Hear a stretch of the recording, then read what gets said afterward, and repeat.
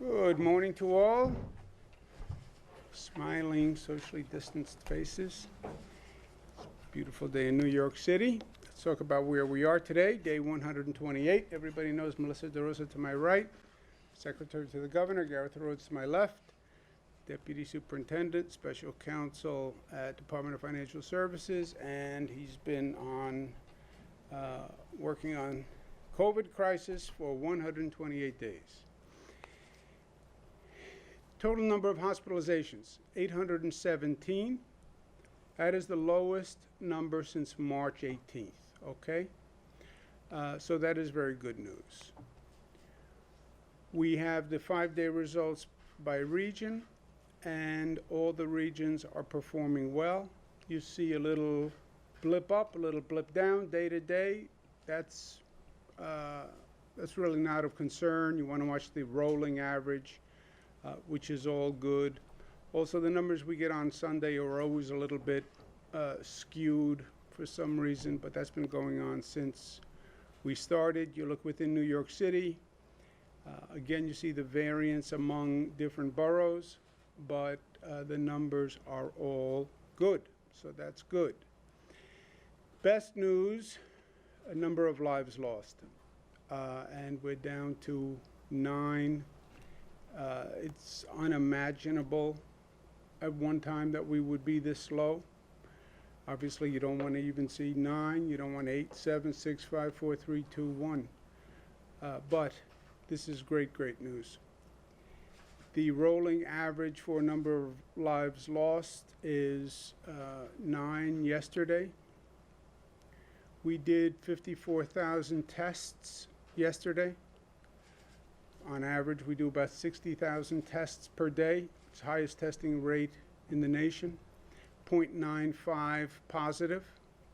We normally run about 1.2, somewhere in that range. So that's all good. So what does this mean? What it means is, since we started reopening, which was May 15th, we started our phased reopenings. The numbers have actually declined since we started reopening. Okay, you see that gold line under May 15th. That's where we were when we started reopening. Every expert warned us on the reopening that you could see the numbers start to go up, right? Because you were increasing activity. Our premise was you could moderate the activity. So you could start the reopening, but monitor the number of cases and control the phased reopening to keep the number of cases down. And that's just what we've done for the past 7 weeks. So we're actually down from where we were when we started reopening, which, as you remember, no one predicted. The question was, when you start reopening, activity will go up, number of cases will go up. Can you control the increase? That was the question. We haven't needed to control the increase. We've actually had a slight decline, and now we're basically running flat. And that is great news. That is really great news. And it's what we said from day one with my great graphic that nobody liked at the time I originally did it, and nobody still likes, but I like it, so sometimes it's nice to be governor. You have a valve. Control the activity and monitor the valves to see if the infection rate is going up, the hospitalization rate is going up, and keep your hand on the valve. And you see it start to go up, slow down the valve. If you don't see the numbers going up, then you can open up the economic activity valve. And that's what we've been doing. And that's what you see with these little corrections. So New York City goes into phase 3, but no indoor dining, right? So we have the phases, and then we have certain adjustments that we make to the phases. But the numbers show you that we are right where we want to be. New York City goes into phase 3 today, no indoor dining, but there are rules on phase 3, right? It doesn't mean go out and have a party. We have 50% occupancy for personal care services. You have to wear face coverings. Customer wear face coverings, 6-foot distance. Prohibited services that require removal of face coverings, such as facials. You can't get a facial. I did that against my own self-interest. I was supposed to get a facial today. Close the waiting rooms. Employees providing services must be tested every 14 days. So there are rules. Tomorrow is phase 4 for Westchester, Rockland, Hudson Valley. Long Island is on track for phase 4 on Wednesday. Their numbers are all good. School reopenings, just to make sure there's no confusion.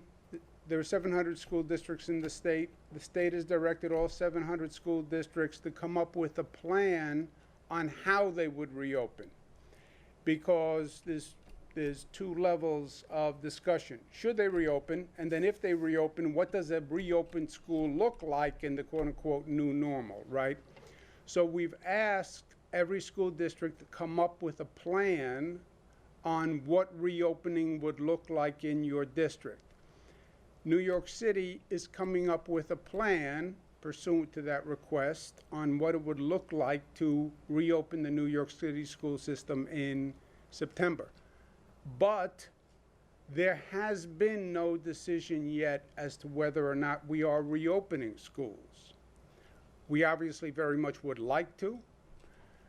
Nobody even knows the effect that this is going to have on students, socialization of young students, etc. We want kids back in school for a number of reasons, but we're not going to say children should go back to school until we know it's safe, right? And we have some time. This is a very fluid situation. When we get the data, we will make a decision. In the meantime, I'm telling all school districts to come up with a reopening plan. But we don't yet know if we are going to reopen. And we'll follow the data and we'll make a decision on the data. The Department of Health is also working on this. So every school district is coming up with a plan to reopen. That doesn't mean they are reopening, okay? Nuance sometimes is important. Not often, but sometimes it is. On casinos, movie theaters, we're still looking at the data, but for now they're going to be closed. We are not going to open the state fair in Syracuse. This is a really tough one. Fairs all across the nation are not reopening. We have a fantastic state fair in Syracuse. We've invested a lot of money. We've had record attendance, 1.3 million people last year. We broke the attendance record. We invested money. We redid the whole state fair. We built a new expo center, 110,000 feet. It's really amazing. And it's been an economic boom for the whole region. But this year we're going to have to cancel it. And that makes me personally very unhappy, but that is where we are. On the COVID transmission, following the facts are changing as they learn more about this virus. There's less concern about surface area transmission, more data that it is primarily an airborne transmission. That then raises the question of what can we do with air filtration technology? You hear this is an air-conditioned building.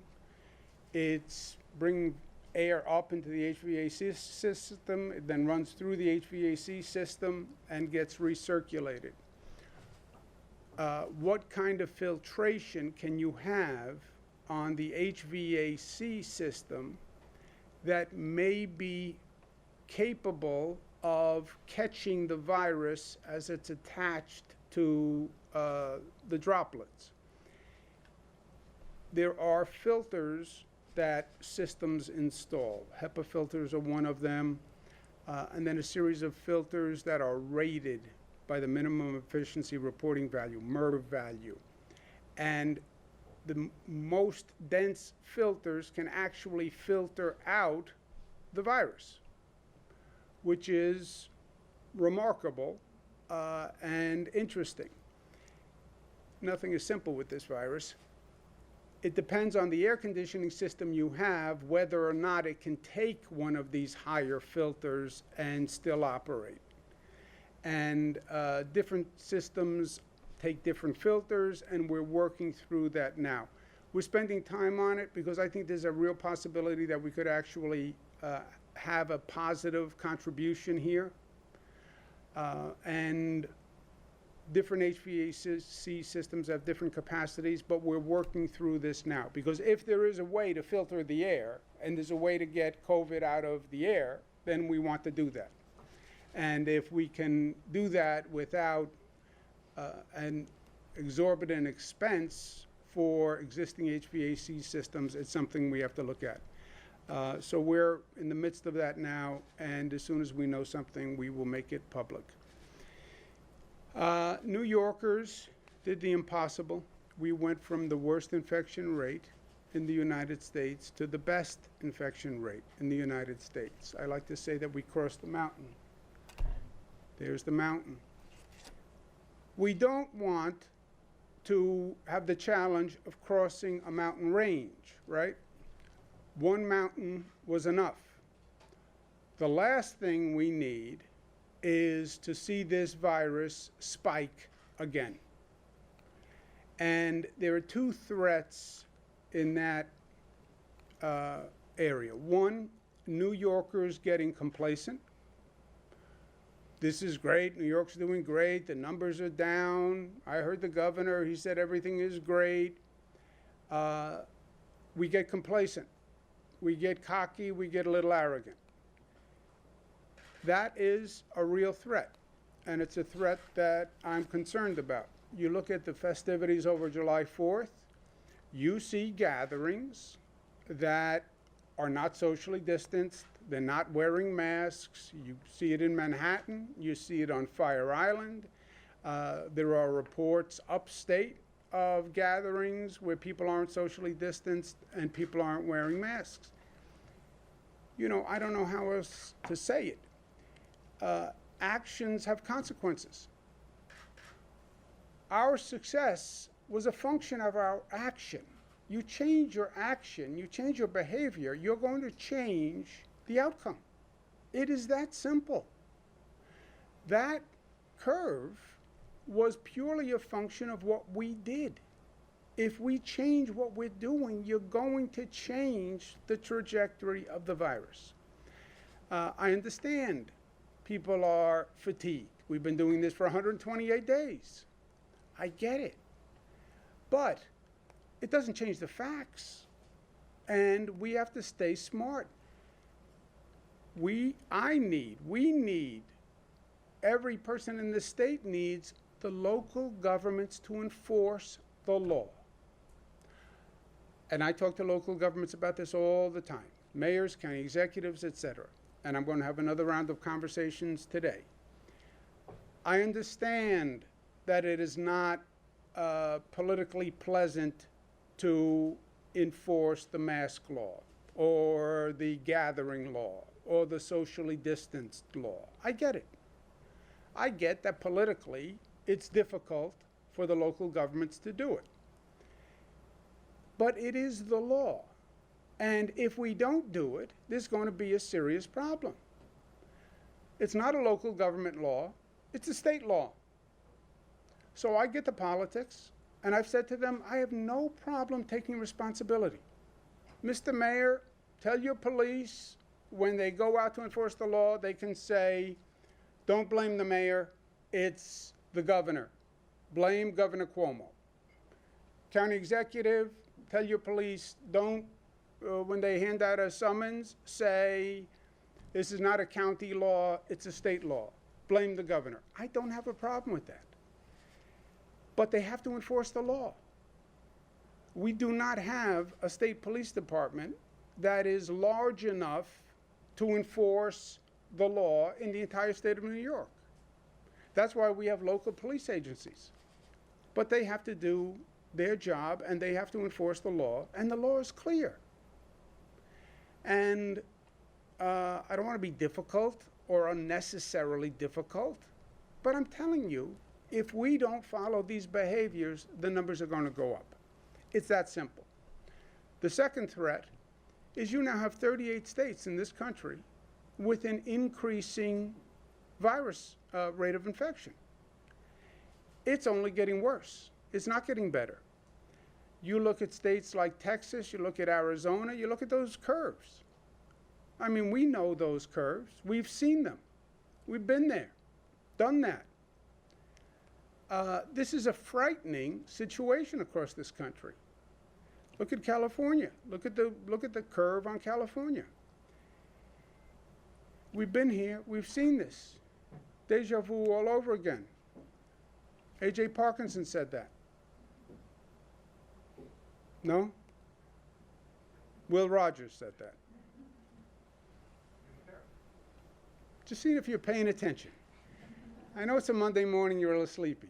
Will Rogers did not say it. Yogi Berra said it. 2 points.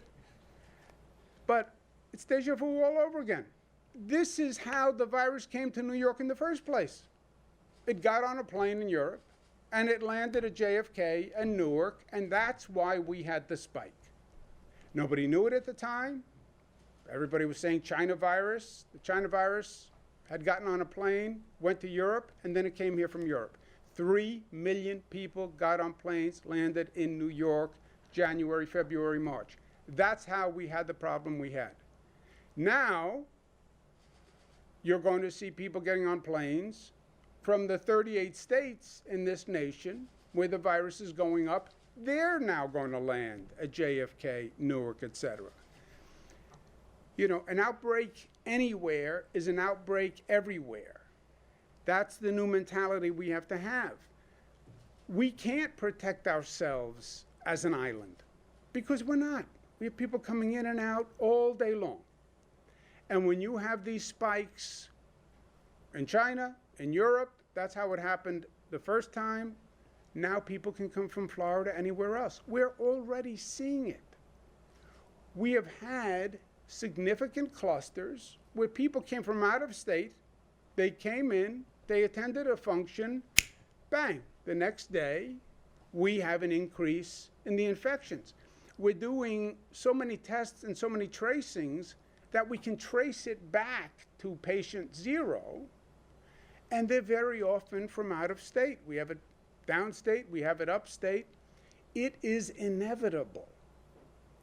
So yes, New Yorkers have to be smart, but we also have a problem that if the virus is increasing anywhere, it's going to travel here, and then we're going to have a problem. Denying COVID is really advancing the COVID virus. And I know this is a politically charged environment right now, and somehow COVID has become a political issue, which I've never heard of a virus becoming political, but in this environment it has. But if you deny the problem, then you will never solve it. We're not the United States of denial. We have never been a nation that has excelled because we refuse to admit the problem. We admit the problem, and then we overcome the problem. If we do not, as a nation, acknowledge the COVID viral increase, it is going to continue. Those upward numbers don't change on their own. They only change when you change them.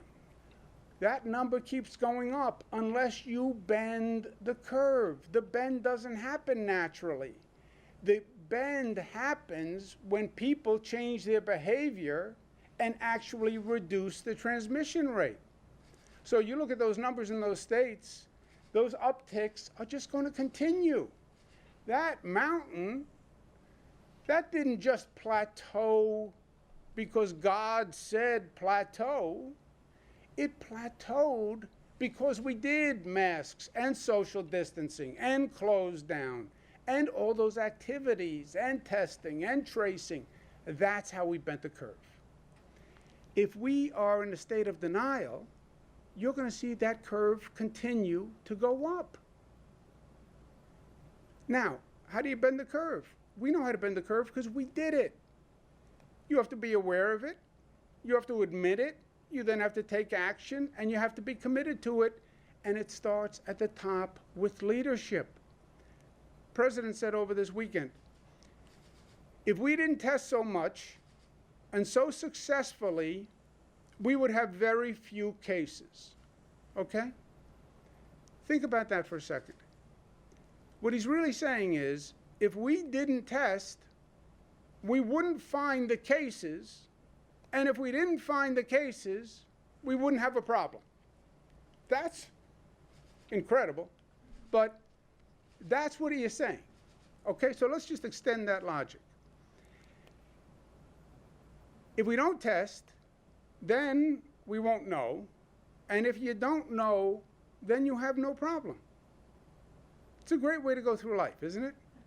So on that theory, let's do no more cancer tests, and that'll solve the problem with cancer. No more mammograms, because we don't want to know, and that'll solve breast cancer. No more prostate checks, that'll solve prostate cancer. No more TB checks, that'll end TB. No more HIV tests, and that will solve the AIDS issue. No, not knowing doesn't mean you don't have a problem. And in this case, if you do not admit it, and if you don't confront it, it is only going to increase.